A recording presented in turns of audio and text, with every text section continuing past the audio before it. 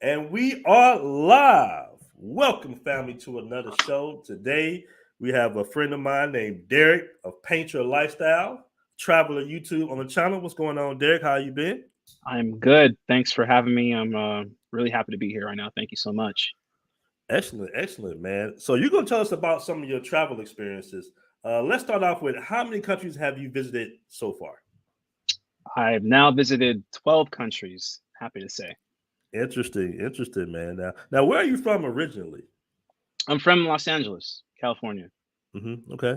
Now, before we get into the your travel experiences, what motivates you to get overseas, get your passport, and start traveling? Did you have any family members that were traveling? Like, what got you to travel? On my channel, I made like my story, 8 minutes about like my passion for doing what I'm doing now. But Hmm. this story goes back. I'm gonna try to make it as simple as possible. My mom's a nurse, Hmm.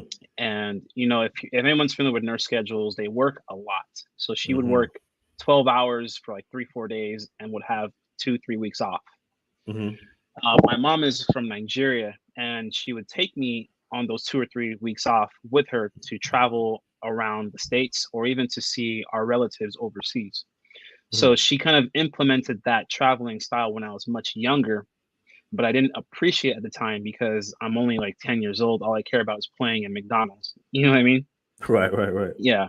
So when it came to junior college, I would see like my classmates, they would travel during winter break, Christmas break, using like maybe financial aid or their parents' money.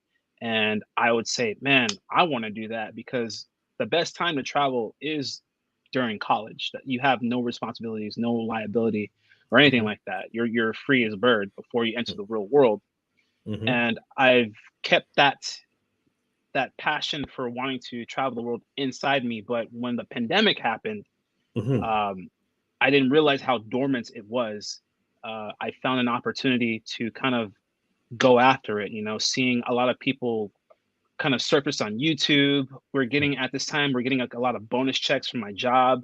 We're getting a Hmm. lot of government. I forget, how do you say it? Those checks we were getting, free checks, Like stimulus stimulus checks. checks, yeah, stimulus Yeah, checks, yeah, yeah. we're getting a lot. So I was saying, you know what? Like, I think I'm gonna pursue what I've always wanted to do, and I Hmm. wanted to travel the world. But when you say travel the world, it has to it has to make sense in a way that it's profitable because the only way to travel the world is with money. You have to have money.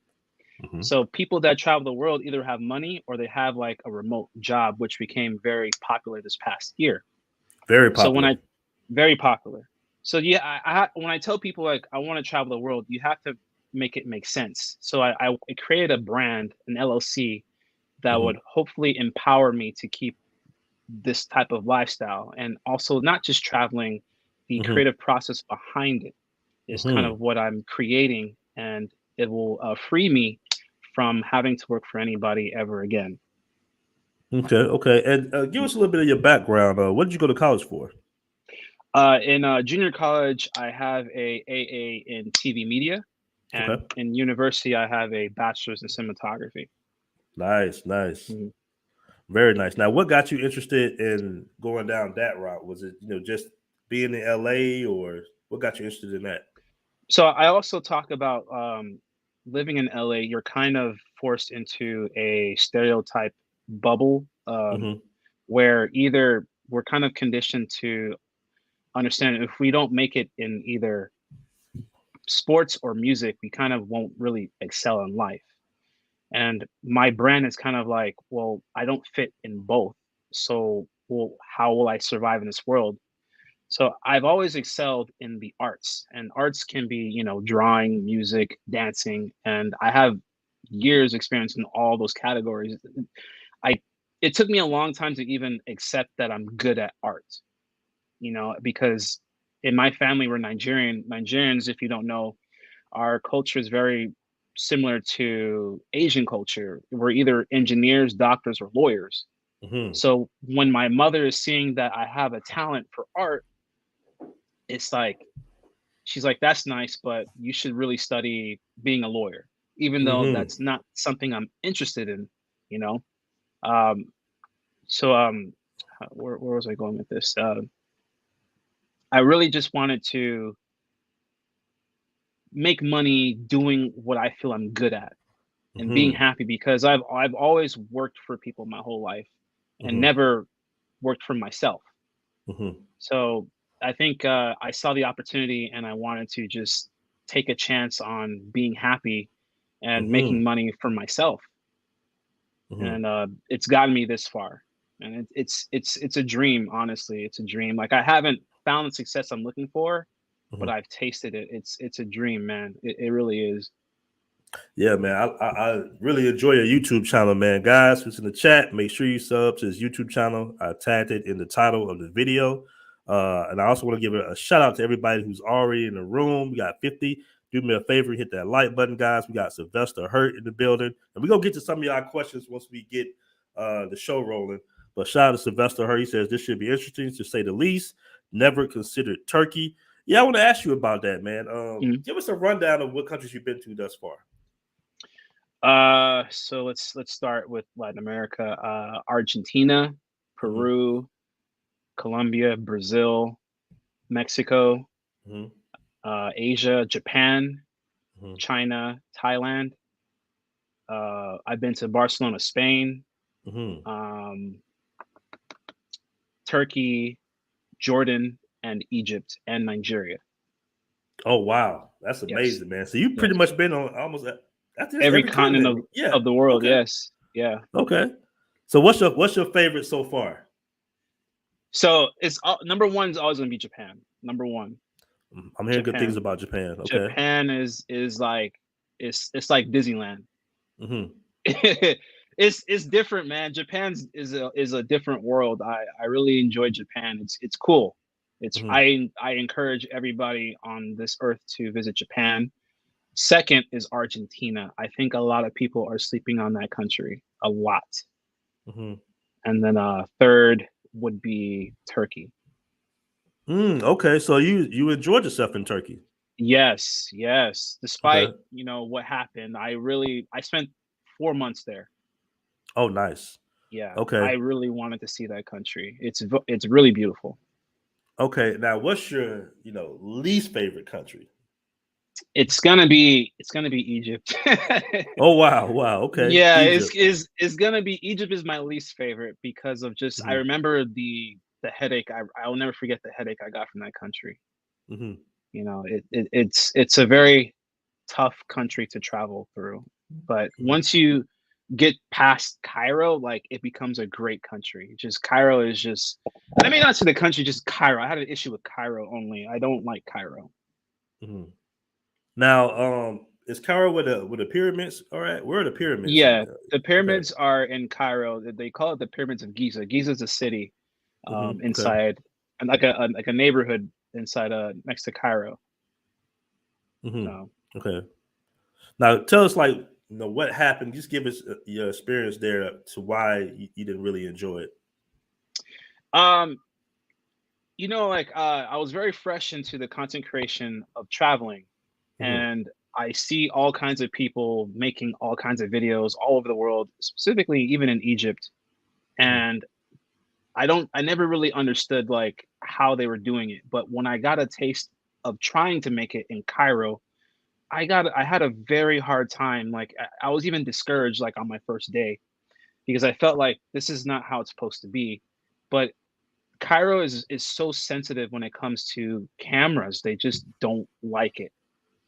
They don't like it. They have a very old-fashioned mindset of what the cameras are, what they represent. If they see it, they think foreigners are talking bad about the country. So they're very sensitive when it comes to cameras. Even like I have a Sony A7R II. It's a professional looking camera with the shotgun mic on the top. I forget the name of it, but it's one of those $200-$300 shotgun mics. So it looks intimidating to them. And the moment I left Cairo, my whole trip got better. Now, did the police try to talk to you about the filming? Like, anybody approach you? Okay. I was trying to film. This was like my first day. I was trying to film. I was in a taxi and I'm making like B-roll content. Mm-hmm. And this was of the street. And then this Egyptian police officer came up to me. He almost grabbed my camera out of my hand, and Mm-hmm. he was yelling at me, you know, to get out the car. And he was like, "Give me your camera." I'm like, "No, you're not getting my camera." And I didn't realize, as I'm making B-roll content of the street, there's a statue in the center of Cairo where a couple um, there's a word for it. Well, things happen in this part of Cairo, Mm-hmm. so you can't film government statues, you Mm-hmm. can't film the police, you can't film government buildings, you can't film any businesses on the streets, you can't bring your drone.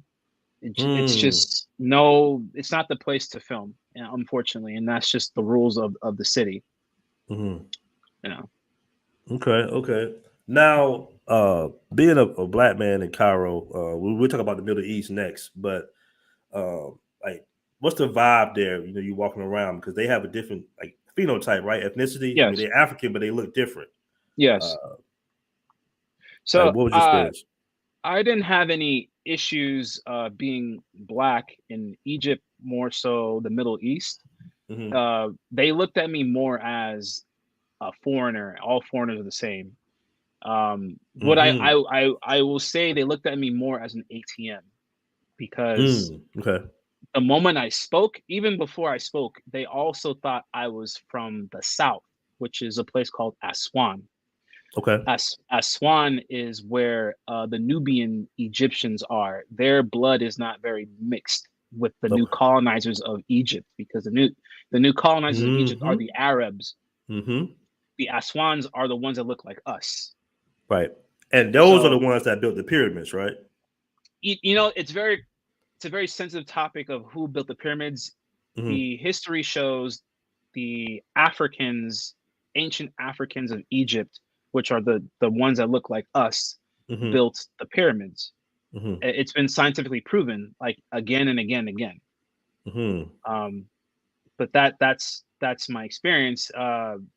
I didn't have any issue being black. My issue with them was the the Egyptians didn't mentally identify as African, even though their country is in the continent of Africa. And this Mm-hmm. was a very it's like a 40-60 percentage of them having this mindset. And now again, I'm not here to tell them who they are and who they're not, but it was just shocking for me because I'm thinking, you know, this is Africa, North Africa. Uh, we're not all brothers and sisters, yes, but in a country where you're in Africa and not to identify was just shocking for me. But it's also because of what they're also taught growing up as well. Like I have a friend, she would tell me, you know, growing up in Egypt, she was forced to watch Western television, Friends, Right. shows of all shows, you know, to abide to more Western culture. They just want to be Mm-hmm. closer to more Western culture, so they would do more Western things. Even Mm-hmm. their billboards, their models in their newer developed areas in Cairo were white models, blue-eyed people, you know, all to be closer to that style Mm-hmm. of living. Mm-hmm. Yeah. Okay, okay. Now take us a little bit throughout your journey of the Middle East. Where else did you go in the Middle East? So from Egypt, I traveled to Jordan. I've always wanted Wow. to see Jordan. Yeah, Jordan was Wow. just yeah.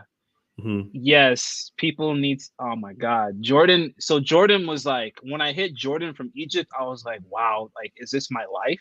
Mm-hmm. Like because it felt like you're moving from like one dimension to another Mm-hmm. because the environment just changed completely. The people just changed, the language just changed, the air just changed.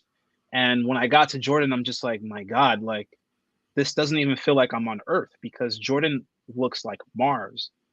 Mm-hmm. You know what I Okay. mean? The sand, the Mm-hmm. even the texture of people's hair, their skin. I was there for just like a week and a half because it is actually expensive. Mm-hmm. Yeah, they've got some oil thing going on, and their money is much stronger than the dollar. Oh wow, I did not know that. Yes, much stronger, much Now, stronger. is Jordan like a pretty much predominantly Muslim country where they dress in the garb and It's a Muslim country, yeah, uh-huh. but they it's different. Like the women are more enforced with the religion than the men. Okay. You know, they speak the language. What is Arabic? Okay. Salam alaikum.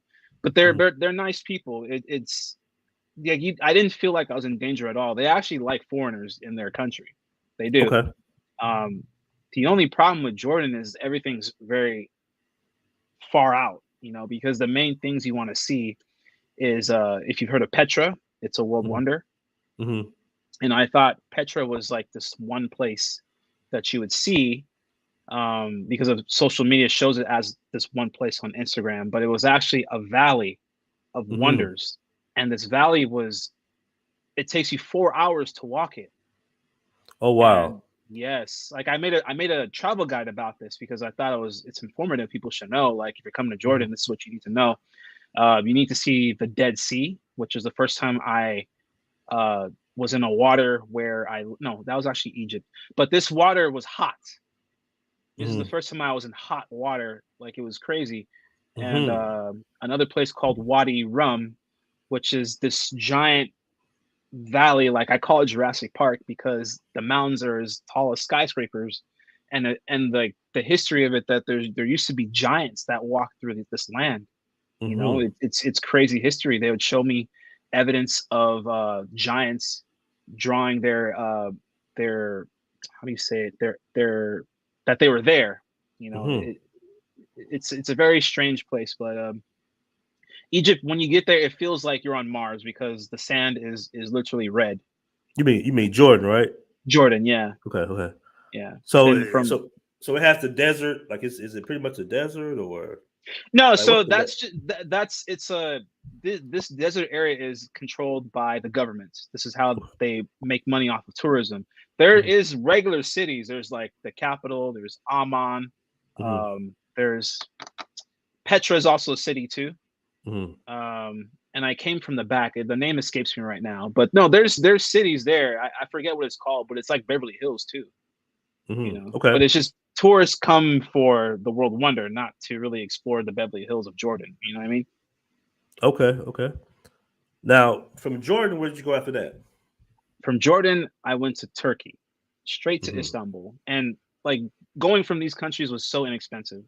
I think Mhm. I paid like $100. No, from Egypt was like $50 to take a ferry to Jordan.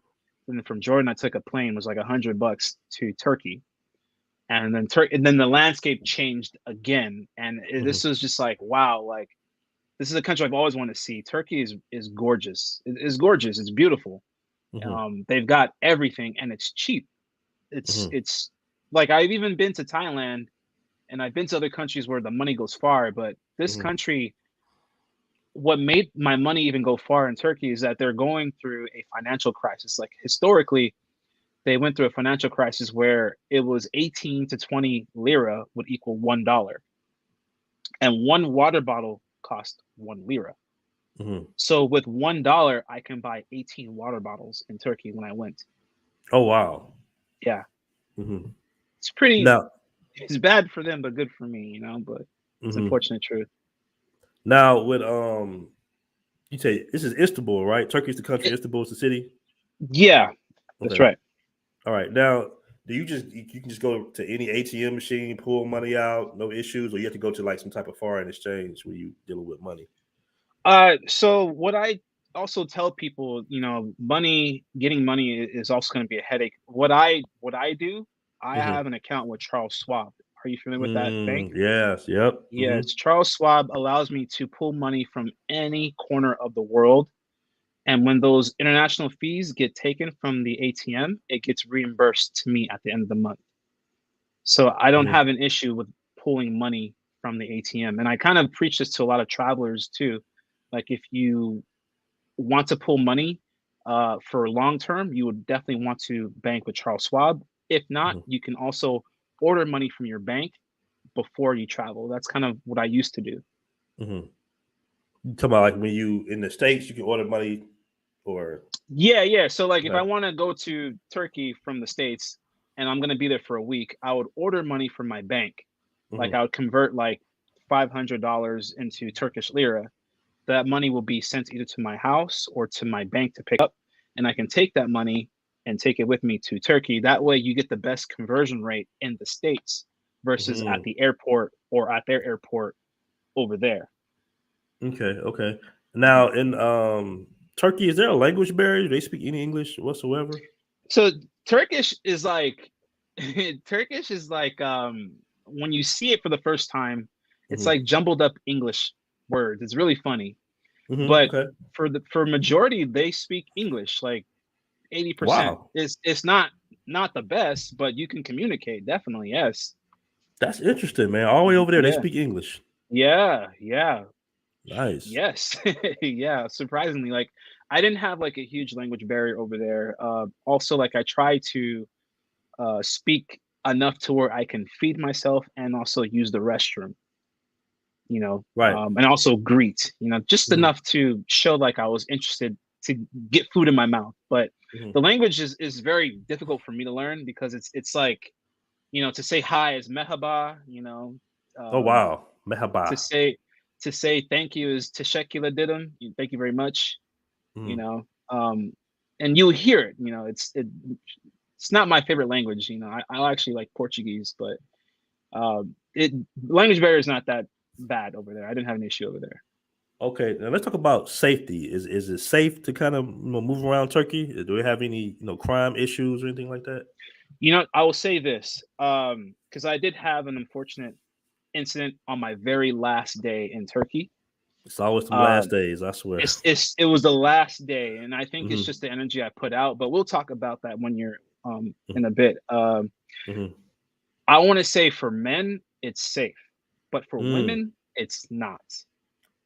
Okay. It is not, and I've had Okay. some friends over there that traveled with me, and they would tell me stories of Turkish guys on the street that are kind of Hmm. creepy. They would Mm. follow them. The apps that they match with, once they match with a Turkish guy, they say all kinds of crazy stuff, like just all kinds of like off the bat. Um, but also, when I say that, women can't really travel the same way men do. It's that's the truth. That's just the But truth. Yeah. it's just the truth. But I would say for men, yeah, it's totally safe to Hmm. travel around Turkey. I was traveling by myself over there Hmm. as a black man for 4 months. Hmm. You know what I mean? Um, they're very friendly people. It's just you got to also be vigilant of where you're at as well. Not saying that there's a lot of dangerous spots, but Hmm. you know, uh, based on their culture, they're very respectful of people too Hmm. and Okay. foreigners. So, Yeah. and you was there for 4 months. Like, what's something like the living cost there? Is it reasonable? Is it high? Like, how much would the average one bedroom be out there in a Yes. nice So area? I made a video about the cost of living in Turkey as well, and I Hmm. talked about living costs, accommodation, transportation, food, and other. That's kind of how I break my expenses in a month. Okay. I think in 1 month, because I rented a room, and this room was in the Asian side of Istanbul. So Istanbul is divided between two continents, actually. There's a European side and the Asian side. The European side is where people come to see all the tourist spots, the mosque and everything. A lot of Hmm. tourists are there, and then like the Asian side is kind of like where you would want to live as an expat. It's very Okay. nice, and I rented a room there for 1 month, and this room was great because it had access to the trains, the buses, the ferries, everything, and it cost me only like $120 to rent this Hmm. room with a Hmm. kitchen, balcony, uh, uh, my own room, restroom, everything. And I shared this room with my roommate. It was two rooms in one apartment. Okay. So everything cost me about like $400 or $500 for 1 month. Oh, that's not bad at all. Yeah. That's very reasonable. And on top of that, there was an inflation that happened. So Hmm. like my money was just growing instead of shrinking in Turkey, anyways. Mhm. That's what I love about being overseas. People just don't understand that. Like I tell people all the time, I would rather make $25 an hour on a remote job than make 100 grand a year and have to live in Yeah, the States. Because all that 100 grand is going to go to just living costs. And then when you have that, it's like it just messes with your whole, you know what I'm saying? Your spirit. yeah, That you work all day, you gotta push all that back out. You don't have that much free time to actually enjoy your life. But yes. overseas, like you said, your whole living expenses for was that the whole month, five, six, For the $500? yeah, for 1 month, yeah. And That's then amazing, bro. that extra 500 carries over to the next month. Okay. Because the way I break down my expenses, I said I can travel anywhere in the world with Mm-hmm. $1,000 a month. So that's really all you need. So that one more time, man. I did a video about this. People just, try to just, debate me on this all the time. Oh, I really? said, yeah. I said, man, listen. Uh, I said you can survive off $1,000 a month. You know what I'm saying? But Yes. you'd be more comfortable. Probably 2,500 to 4,000. That would be, Yes. a good range for a lot of countries in the world. But people was like, nah, man, I can't live like that. I'm like, bro, I'm just letting you know that it is possible because I know guys that live in Brazil for $1,200 a month. You Yes. know, so it's You possible. you don't need all that money. $1,000 a month is how I was able to travel the world. That's my truth. Mm-hmm. And when I make these breakdowns, you see how much I spend in food, transportation, and accommodation. They don't even reach 1,000. Like I just told you, I spent like in 1 month in Turkey $500 for my own room, Mm-hmm. for getting around, for Mm-hmm. eating, and other expenses. That's pretty much it. There's no science behind it. Mm-hmm. But the truth is, like, if you're working a remote job, you have access to really change your life. But if you're just working a 9 to 5, you still can do that too, because that's what I did. I Mm-hmm. saved money for during the pandemic, and I saved Mm-hmm. about 15,000. Mm-hmm. And I said I'm going to use this 15,000 to empower my own business to allow me to travel and make content around the world. Mm-hmm. So anywhere I went, I was okay because I already knew my spending limit. I use like certain apps, and I Mm-hmm. document every single thing that I paid for in these countries, so I'll know how much I'm spending. And Mm-hmm. then when I at the end of the month, I accumulate everything that I've spent, and I kind of break down in my videos and I show people this is Mm-hmm. how much it is. Because even like I had a friend in California before I left. He wanted to travel to like I think it was Colombia actually, or some Latin American country. No, I think it was Colombia. Yeah. He thought he asked me how much do I need to bring. He was thinking like $2,000. I'm like, no, bro, you don't need to. I mean, if you want, that's fine. But I spent like between $500 and $800 in just like 2 weeks over in Colombia. And he was like, really? He was like, I thought you needed more. I'm like, no, because the perception is like when people show off on like Instagram, yeah, it does look glamorous. It does look luxurious depending on what you're doing. But Mm-hmm. if you just want to like sightsee, get a decent hotel for like $40 a night, you don't really need that much. It really depends on how you travel. Because I always, when I talk about my content, I always like to break down the type of traveler you are. Because Mm-hmm. I have friends that don't like to be the economic traveler. They want to feel nice. They want to do nice things. They want to be in nice They resorts, want and to that's they want to totally they want to buy fine. they want to buy bottles at the club. Yeah, that's totally fine. Like I learned to consider how people travel. Not everybody wants to travel like me, where we're stretching our money as far as possible. But Mm-hmm. thing is, I'm a simple guy. Like Mm-hmm. the little stuff makes me happy. But Mm-hmm. these are people that probably work very hard in the States, and they want to feel good in other countries. So the spending can be different. Mm-hmm. Like even from right now, like I just came from Mexico, Tulum. That country is, or at least that part of Mexico is so expensive. Like Mm-hmm. my first meal was $15. And I can tell you right now, I don't like Mexican pesos. I don't like that money. Mm-hmm. Right. Yeah. Yeah, I remember when I was in Qatar on the way to Thailand, Hmm. and I see like a little buffet of I think it was like like little Asian food or whatnot. I'm Hmm. thinking in my head, how much could this cost? 10, $15, no big deal. And I get to play the food, and I get, and the guy puts it in their money. And I'm sitting here like, well, how much is that? I'm thinking like maybe $14, $15. He Uh-huh. was like, it's $40. I said, whoa, wait a minute. This Yeah. plate of food is $40. And I Yes. was like, I had a line behind me, and I just paid it. But in my head, I was like, yo, I cannot believe all it is some orange chicken and some rice, and this is $40 plate Yes. of food. So yeah, Yes. you're right. It's all about being. But at the same time, there was a Burger King right next door that I could Hmm. have got a meal for $3, $4. So that's the type of comparisons. You can either eat like a king, or you can eat, regular and be just fine. I want to answer some of your questions before I get like sidetracked, but I also want to tell you Mm-hmm. my favorite country Mm-hmm. where my money just made me feel very comfortable. And a lot of people overlook this country a lot Okay, because real Mhm, quick before we do that, because I want to mhm, get one question because everybody keeps on asking. So let me get out of the yeah. way in the Mhm. chat. What do the women in Turkey look like? Are they beautiful? Or, because everybody's asking. You know, they're not really my type, but Okay. they are beautiful because Turkish women uh they have like this idea that big thighs, big butt, big chest is not the uh how do you say it, the trending look that they that they should have. Mm-hmm. They kind of look down on that look because it also is like a Muslim country too. Okay. Somewhat. It's very strange. Turkey is very strange because it's a Christian and Muslim country, but uh, on paper it's not Muslim, but like the majority it is. But the women are beautiful. They have a Mm-hmm. very specific look, Mm-hmm. and I don't know how to put it in terms.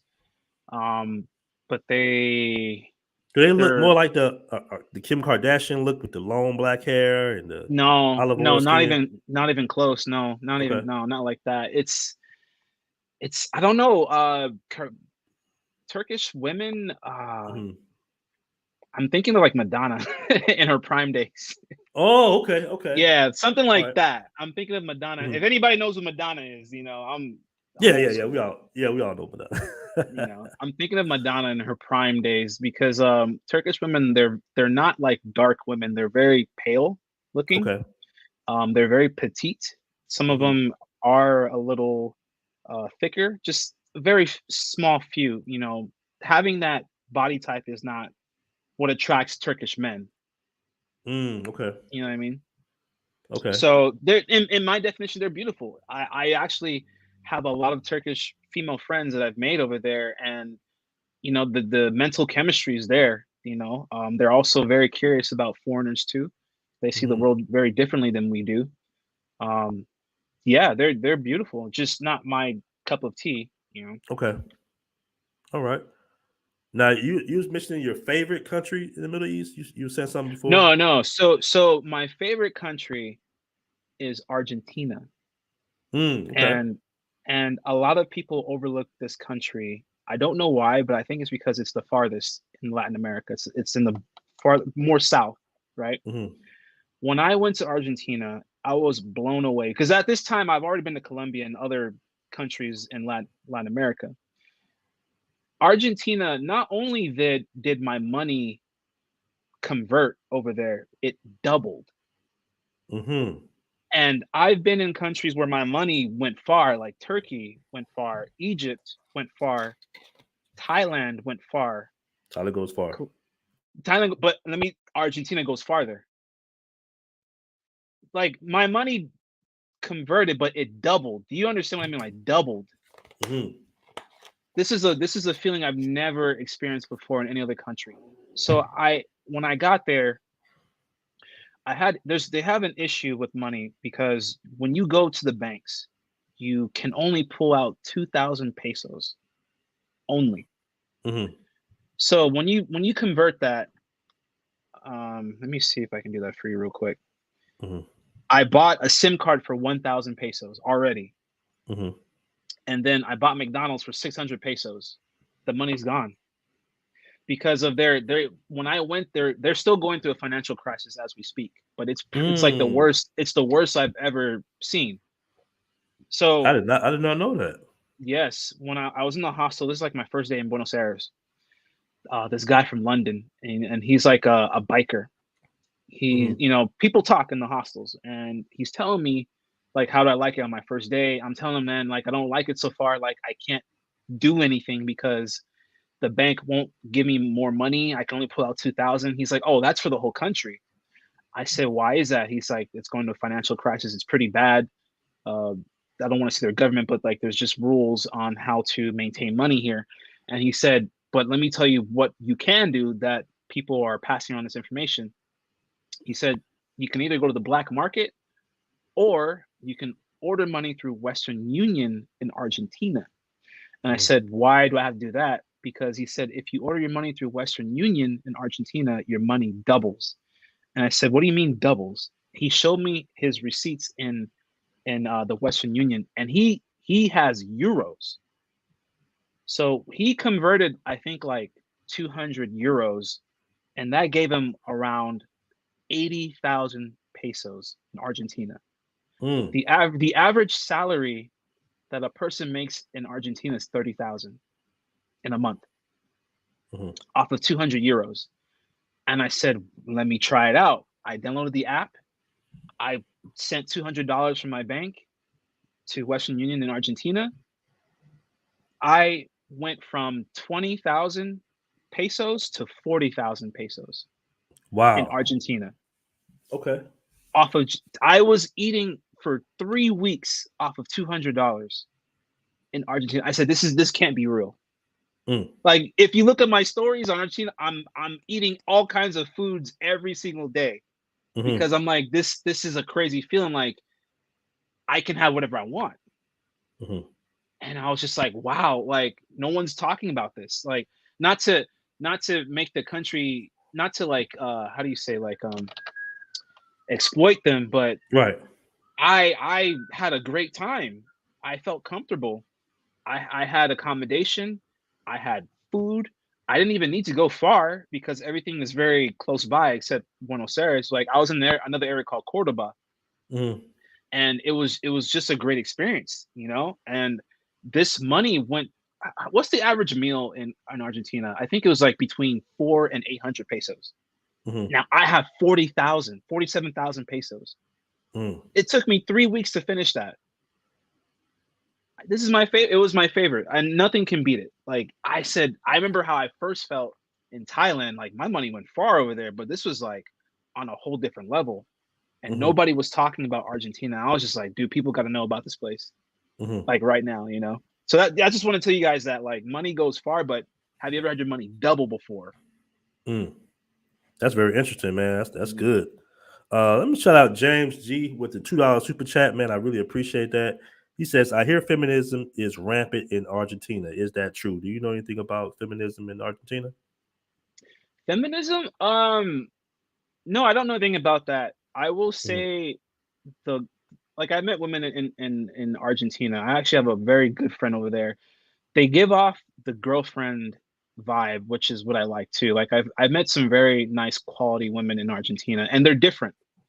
They're different from like Peruvian women. They're different from Colombian, Brazil. You know, they have a very European mindset too, because their cousins are the Italians and the Spaniards. So their whole attitude is like, we're not gonna say all of them, but like the ones I met, like, we're not Latin, we're European. Okay. So I'm sure, like, you've talked to other people in Latin America, like, everybody hates Argentinians because of their mindset. They think like they're the Europeans of Latin America, which they're rightfully so, because they have blood lineage that ties into Italy. And even the way they look is different from Brazilians, Mexicans, well, that's Central America, but Peruvians, you know, they're very European Euro. looking. Okay. Yeah, they have like blonde hair, brown eyes, blue eyes, green eyes. Now, did you see any Afro Argentinians there? No, I didn't. No, I Wow. didn't Okay. see any. Let me try to remember. I did not come across any Afro Argentinians. No, not on my journey. No. So, did you see any black people out there? I did. Okay. I did, but not Afro Argentinians. No. Okay. All right. Cool. Let's go back to let me catch this real quick. Do me a favor, guys, hit that like button. We got 135 in the room. Woo! Wow. Yeah, we up there. Do me a favor and make sure you sub to Paint Your Lifestyles YouTube channel. As you can see, he's giving out very valuable information, some stuff I didn't even know. All right, about the Middle East and Latin America. So make Thank sure you. the link is tagged in the description. I'm sorry, the title of the video. Now we got 141 in the room. Let's Wow. go back to Turkey and Okay. talk about your experience on your last day in Turkey, about the Yes. video you made about the incident um, Yes. about in Turkey.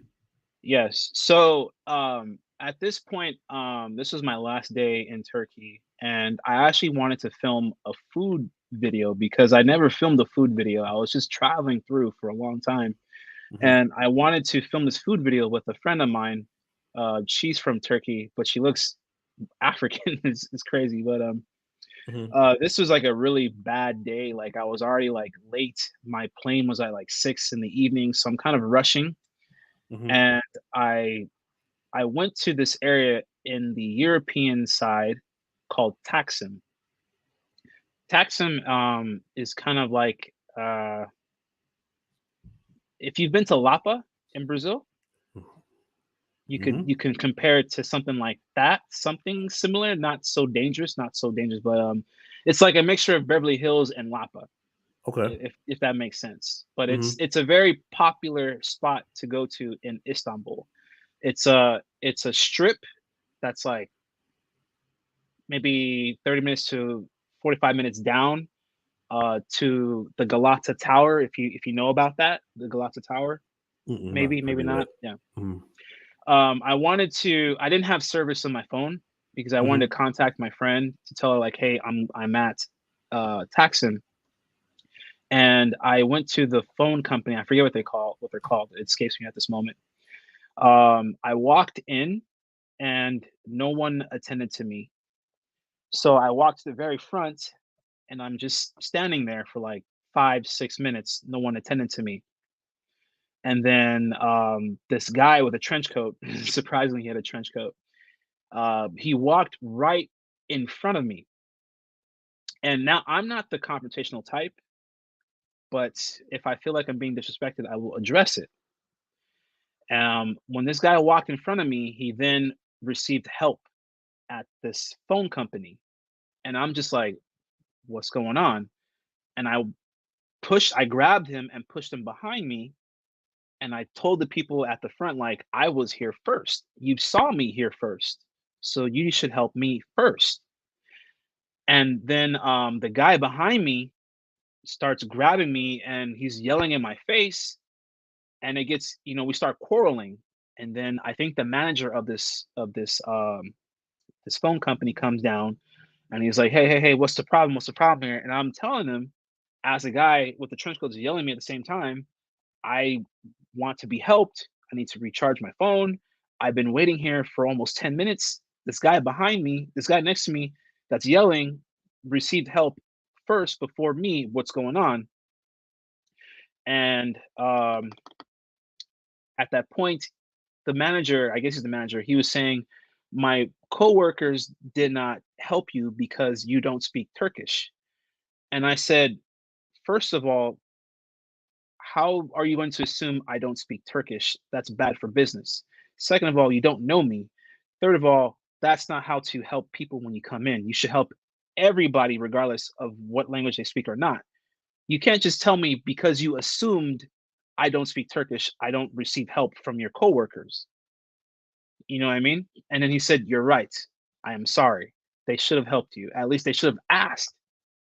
Because for what they know, there's actually I can't hear you. No, I was on mute. No, I was just Okay. saying that that's really rude. Like Yeah. they do that sometimes in Brazil. Some of the white Brazilian women will try to jump. They just automatically try to jump you in line, and I Yeah. have a huge like Americans. We don't we're not used to that type of stuff. I'm like, yo, you got to you behind me. So I hate that. I know that feeling. Like it's very frustrating when somebody just feels like you're not there, like you're a ghost or something.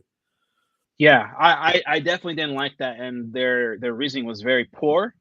Hmm. Because if you guys don't know, there's actually a very large Nigerian community in Istanbul. It's huge. Hmm. They have their own section in Istanbul, which is where I hung out a lot too.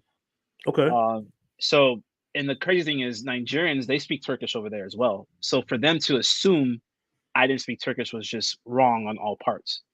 But the guy, he apologized and said, "Okay, how can I help you?"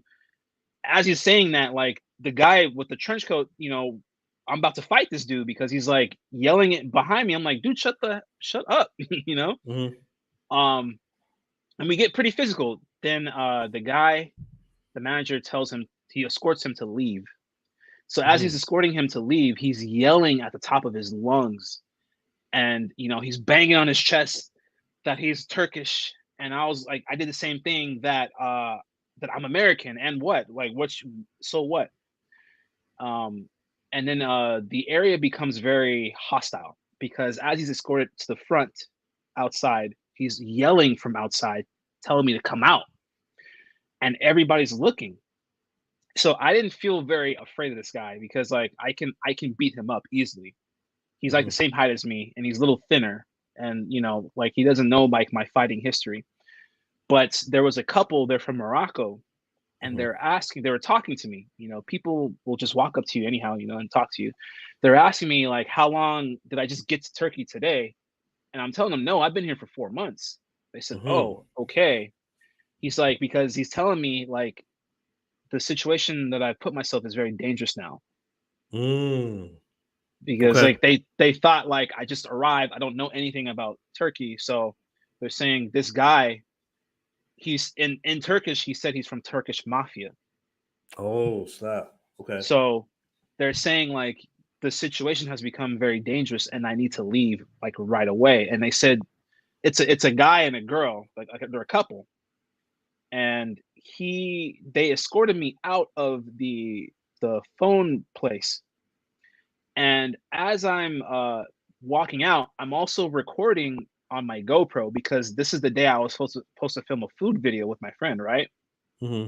So I'm filming the guy that's yelling from across. I'm filming it. And then the next thing you know, I get hit with an umbrella on my hand with my GoPro, and my GoPro drops on the floor. This was a very scary moment for me because Hmm.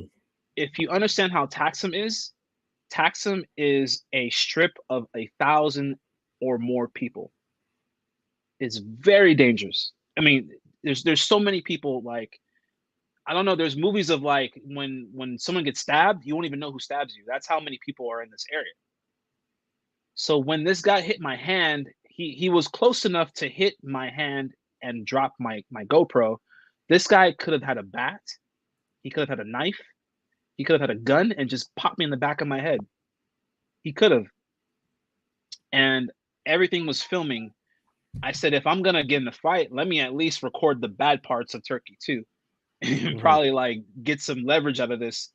And I filmed the guy. It was two of them now, and they wanted to attack me again.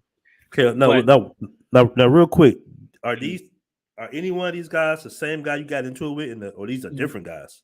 yeah, no. So the trench coat guy called his buddies to back him up, Hmm. Always, and always. the crazy thing is they're all in this section. There's probably thousands of them because they're all part of this group, this gang. Hmm.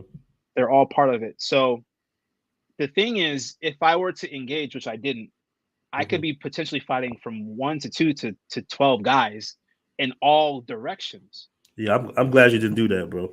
And yeah, because even like when I got hit, the girlfriend, she started crying because she feels her life is in danger now. It's all on film. Damn. Her safety is she feels scared, and I'm just like, you know what? Like, we got to get out of here. And at that point, I started feeling scared because I don't know who's who. You know what I mean? It's like a movie. You don't know who's who in this strip of people. You don't know who's got a gun or a knife. They can just walk up and then that's it. So they escort me to the train, and they said, I should be more careful next time not to escalate it so quickly, because I did escalate. I was upset for a lot of different reasons, and Mm. we got lucky. That's what he said. We got lucky because they could have. Mm. The guy had a knife on him that he identified it, and he said, "Just be careful next time. To pick your battles more wisely." Yeah. So Now, do you think it was a situation where you know how like gangsters and mafias and street dudes they kind of have this bravado where they can just go into any business and jump the line and be like, yeah, whatever, y'all civilians. I'm just that dude, and you possibly didn't know who that was, and that's why it got like that because honest, it wasn't necessarily a black or a foreign thing. It was just the fact that yeah, he's that dude in that neighborhood. You think that's yeah. what it was? I don't think it was racially motivated. Just think Mm-hmm. that I think that because I was being logical after. I'm like, what happened? I think the fact that he saw no one was helping me in the line, he just jumped in front of me Okay. because I don't speak the language. Mm-hmm. But because I'm just that person where I don't like people cutting in front of me, regardless if I speak language or not. Because I was there first, Mm-hmm. I didn't like that, and he didn't like how I handled it, and I, I I, think I'm the same way, bro. Because I hate yeah, it too. Like when I I just was don't in tolerate Brazil, that. it's like what I'm saying. You almost see red. Like this motherfucker just Yeah. jumped in front of me. You know what I'm saying? It happened to me in China too. I Uh-huh. don't like when people do that. It's rude. It's just rude. Mm-hmm. I don't care what people say. Like, yeah, I don't speak the language, but Man, that happened to it's me not. so many times in Brazil, I don't like bro. it. Yeah, I know the feeling. I know the Mm, feeling. It's different if you were an older person. You try to give me some eye contact and be like, can I get in? That's yeah, fine. But just just walk jump right up in in front. front. Yeah, is rude. Yeah, you be like, It's oh, blatantly rude. excuse me, get your ass behind me. You So know. yeah, I know how it is. But and I also know when somebody hits you, that first reaction, man. Yeah. Like the young brother that got killed in Greece. You know, somebody hit him, he just hit him back. It's like a natural reaction. But Yes. when you overseas, you're not in your neighborhood, you're not familiar with the It's terrain or different. the It's territory. It's different. like Yeah. you got to be it's hard because your natural reaction as a man is just to swing back, Swing back. Yeah. But But but because it's not our territory, right, you bro. can't do that because you're not in your home field. You don't know where you're at, and they Hmm. fight differently too. Yeah, they're gonna jump you. They don't They jump going you. they don't fight fair at all. No. They don't fight fair at all. You know, yeah, man. It's not like even in our rough neighborhoods in the inner city, we might say something like, "All right, man, straight up, 1-on-1." We'll do stuff like that sometimes. But in these foreign countries, they just see, No. especially if you're a black guy, it's always it's got to be 2 or 3. That's why he called his homeboy. Yeah. Of course, because I could have easily beat him up. Yeah, It was like no, that's why I felt very comfortable in like quarreling with him inside. Like this dude, Kari he Henderson. Yeah. he didn't seem like a threat to me. That's why he Mhm. called his homies, and they were all waiting outside. There were just a row of them. I saw them all, but only two of them approached. I know for a Mhm. fact if I tried to fight both of them, five more would have came from every direction. They probably would have stabbed me, for sure. Mhm. Mhm. Yeah, the guy we're talking about that was unfortunately murdered in I believe it was Greece. Is In Greece, Bakari? I think it was Greece, right? Bakari Henderson. he was Yeah, jumped. What? yeah, he was jumped. But I saw the video. Some white girl wanted a selfie with him, and then some white guy got mad and say, "Why you don't have to take a selfie with us? Why him?" And he slapped Bakari for no damn reason, and Bakari just hit him back.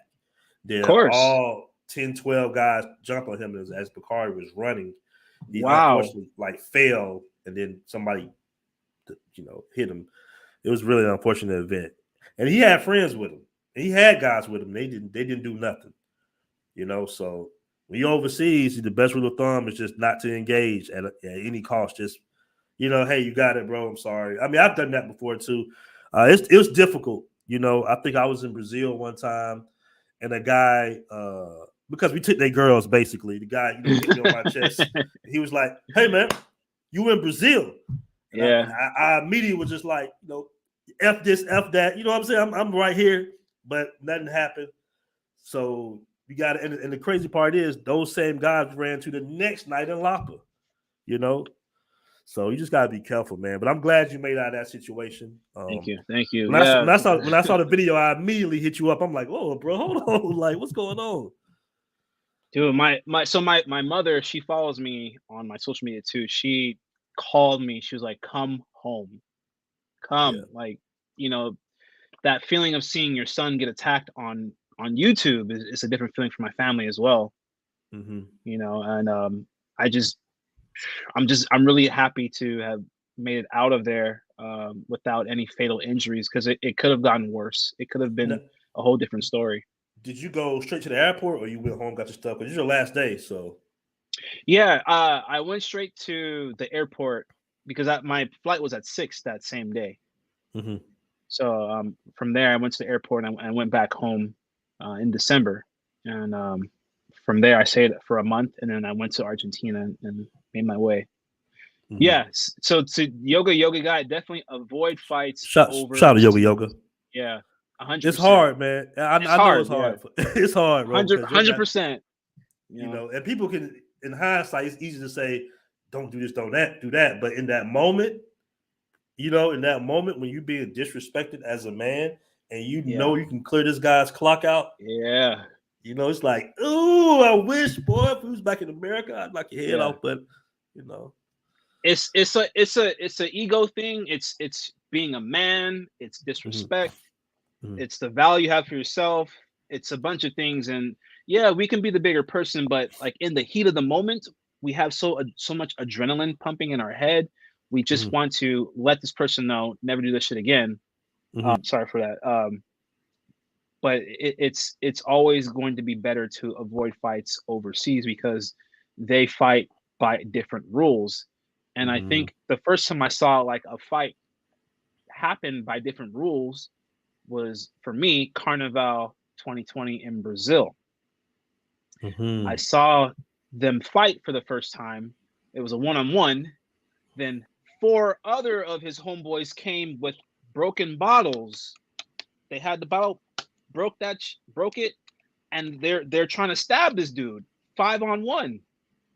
It became a Mm-hmm. 1-on-1 to 5-on-1, and I'm just like, Mm-hmm. man, this place is crazy. Like they don't. It doesn't matter about 1-on-1. Like all around the world, it's not about like honor. It's not about Mm-hmm. like, oh yeah, he fought fair. No, it's about letting this guy know who's boss. Mm-hmm. You know, that 1-on-1 is American cultural fighting style Mm-hmm. because we kind of have more honor, I guess, when it comes to fighting. You know, Integrity, like yeah. integrity. Yeah, that's Yeah, the word, yeah. integrity. Yeah, when you see a guy and it's him and one other dude getting into it, um, it's like, yo, straight up. Y'all go straight up. You might not even know the guy, but like y'all go straight up. Yeah, I'd never jumped anybody. Growing yeah, up, I fought all the time. You know what I'm saying? Back in the day in Georgia, I used to fight almost every day in Southwest Atlanta. We never really jump people like that. It was always, all right, bro, fist the cups then. We're gonna go one-on-one, but overseas, it's a different story, man. But once again, yeah. I'm super glad you got that situation. We got Thank you. 157 in the chat. Whew. Do me a favor, guys, Wow. hit that like button. We're gonna go ahead and wrap up the show. I want to thank you for coming on and telling us your story, man. You gave us a lot of good info. Once again, guys, make sure you sub to his channel. He puts out a lot of good information. Very professional channel. Good quality, good audio, everything, man. He really Thank puts you. Thank you. his efforts in his content, and we really appreciate that, man. Thank you. So, Thank you. just a few more questions. I'm gonna go ahead and let you go, man. Out of all the countries you've been to, who has the best food? The food? Yes. Argentina. Really? Yes. Yeah. Okay. Because they have more. Like I said, it's a very I thought you were gonna European. say Thailand, but go ahead. No, no. Thailand has good food. Yeah, obviously you can get a lot for your buck, but Mm-hmm. Argentina had a lot of variety. Okay. They had hamburgers, they had pizza, they had ice cream, they had pasta, they have Argentina food, they have tacos, empanadas, choripans. They're kind of like hot dogs. They have Mm-hmm. steak. It's called asado. I had everything and more. French fries, hot, like everything. They even have like these things in the morning called acai bowls. You know, those very Mm-hmm. healthy bowls too. They Mm-hmm. had that. They had bread, eggs, juices, sodas. Oh my, smoothies, everything, Mhm. everything. Yes. Nice. Okay. Okay. Now, in concerns of dating and the social life, what's your favorite country for that? um, Argentina. Wow, aren't you again? I thought you were gonna say Brazil this Yeah. time. Because I I'm had to all think off. about it. Because Uh-huh. like it's a great question you brought up because when I was in Egypt, I couldn't date the girls in Egypt because Okay. it's a Muslim country, Hmm. and I met some very beautiful Egyptian women. Oh my god! Hmm. But it came down to like, yeah, they're interested in me, right? But Hmm. I have to meet the parents, and the parents are like, "Oh, so do you want to? When are you going to marry my daughter?" I'm like, "What?" Hmm. Because they don't casually date in that country. That's not a thing. Hmm. I met 30, 35-year-old Egyptian women, beautiful curly hair, Hmm. virgins. Am I allowed to say that on here? Yeah, yeah, yeah, yeah, yeah. Okay, yeah. It's just they the dating culture is very different in the Middle East. So Hmm. it didn't really work out for me over there. Jordan, I didn't even meet any like Jordan girls. I think maybe just one, but they're also different too. Hmm. Turkey, it's like a 50-50. Hmm. But like I said, I'm not attracted to Turkish women. There's just something that they're missing that I like Hmm. that I wasn't attracted to. Um, but they also like foreign men too. Argentina, I just felt like there was a great girlfriend experience. Every girl was looking for something meaningful, Hmm. and a lot of these women have jobs that are like I met a lot of lawyers that I dated over there. Okay, now do any of the girls speak English or is all Spanish? All of them. Word. Yeah, if like yeah, they speak English like not like how we do, but they speak it, Hmm. Hmm. you know. And these women they're just there, and Hmm. I don't know, Argentina men, I don't know what their role is, but I felt that I felt that I met a lot of great quality women in Argentina, and it was great. It was great. Okay, cool, cool. All right, man. Last question. We're gonna go ahead and wrap it on up. Well, actually, it's like a two-part question. For a 2 week vacation, where would you suggest brothers go to? And to be an expat to live, what country would you suggest brothers go to? Yeah, so I always break it down by like cost of living and community. Okay. I'm still pushing Argentina because your money will double there, Hmm. and you'll be very comfortable there in Argentina. Hmm. And they have a variety of food over there, so you don't have to eat just Argentina food. They have like Italian food, hamburgers, pizza, ice cream, Hmm. French fries, all of that. Now, when you say Argentina, which city are you mentioning? I'm referring to Cordoba. Okay. Cordoba is it's nice. It's much smaller. It's not like a Is that the big city. capital or No, the capital is Buenos Aires. That's the big city. okay? Yeah.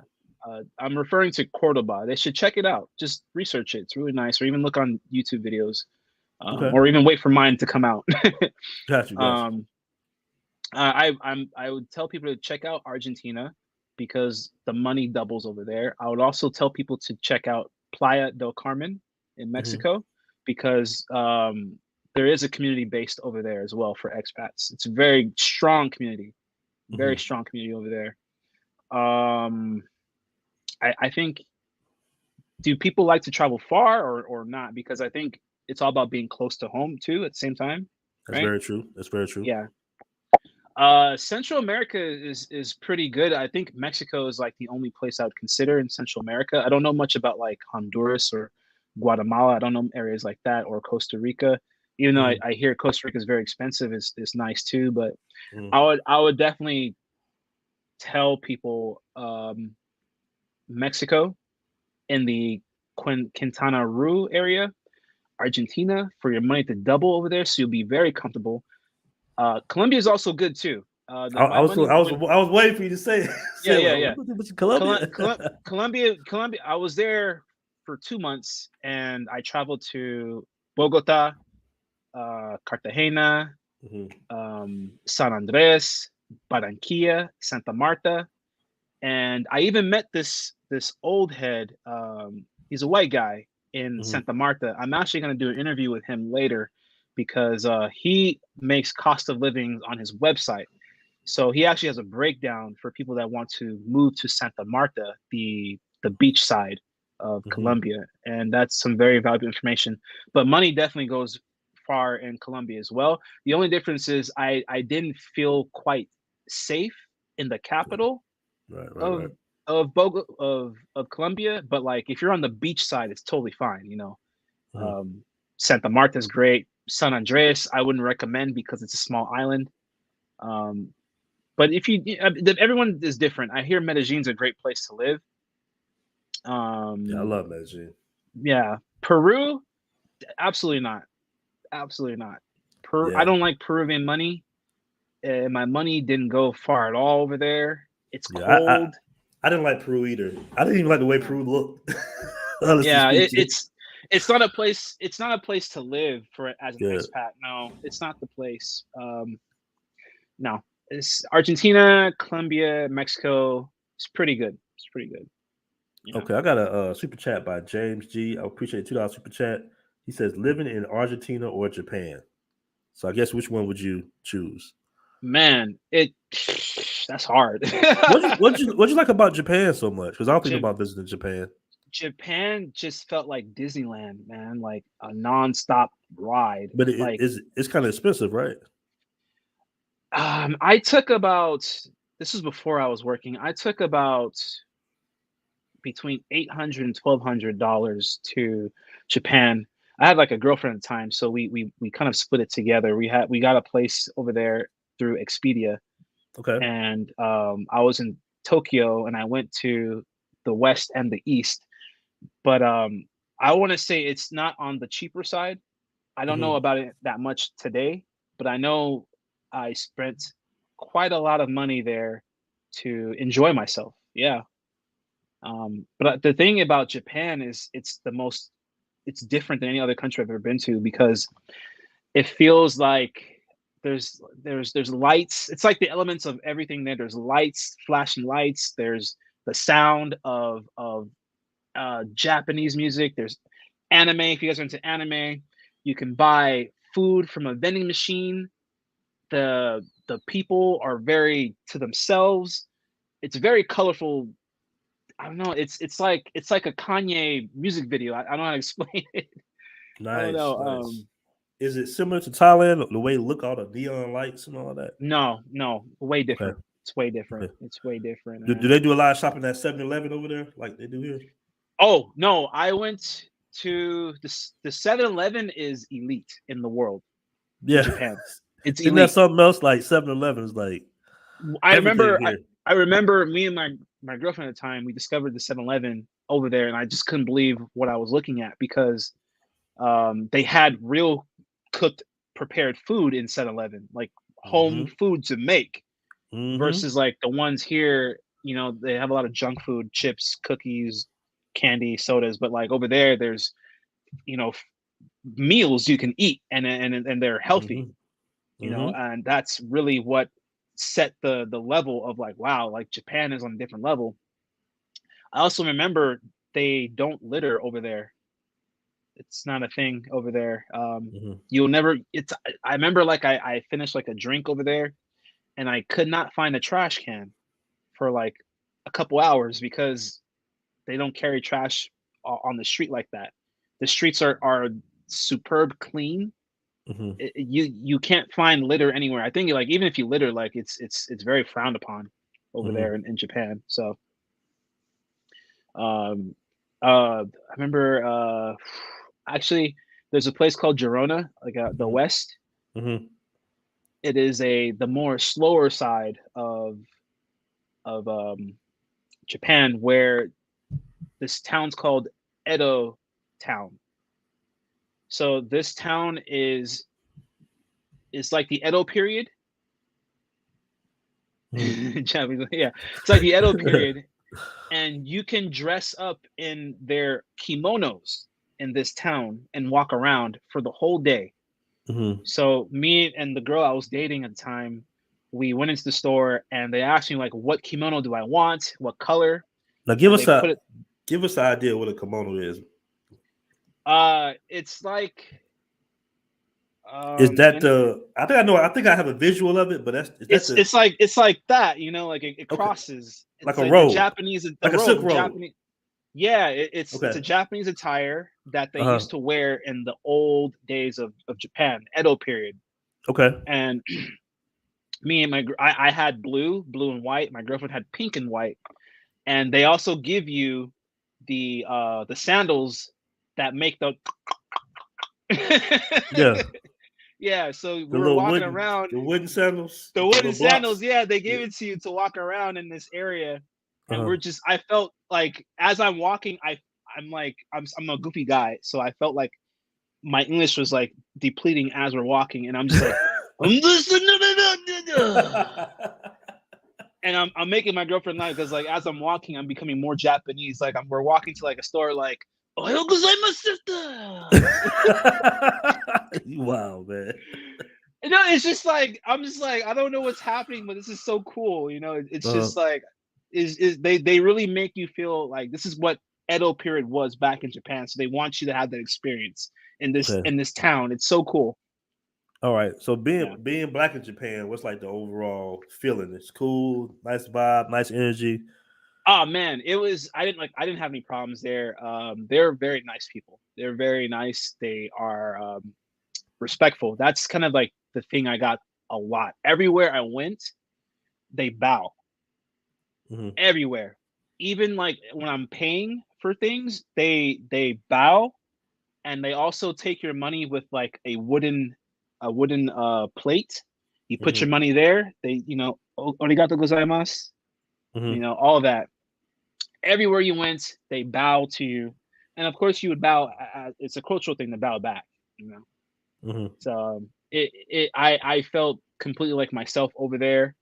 I did discover Nigerians in Japan as well, which is a crazy thing as well. Nigerians be Um, everywhere, boy. They yeah, out here they're in there. Thailand. They everywhere. They're there. I had a conversation with them because like they only appear at night, and I want to turn on the light. But I asked them, how come you guys only appear at night in this one part of Japan? Like I forget the name too. They said like they migrated over there for better opportunity. But the problem is you can't really excel in Japan unless you speak the language because they don't Mm-hmm. English is not the first language and they don't care for English too. Mm-hmm. Okay. So so unfortunately these Nigerians that migrated they only had jobs as like club promoters. That's why Mm-hmm. they only appeared at night. Okay. Yeah. See, that's the truth of the country, you know. But other than that, as a tourist, it's great. You'll definitely have a good time over there if you research what you want to do. And Japan has a lot to offer. Nice, nice. Well, man, once again, bro, great show. Had a great interview with you. Gave us a lot of good information. Yeah, Um, thank you, thank you so much. I'm sure the guys in the chat really appreciate it, man. So go ahead and end the show, man. Appreciate you coming on, bro. Thank you. Peace.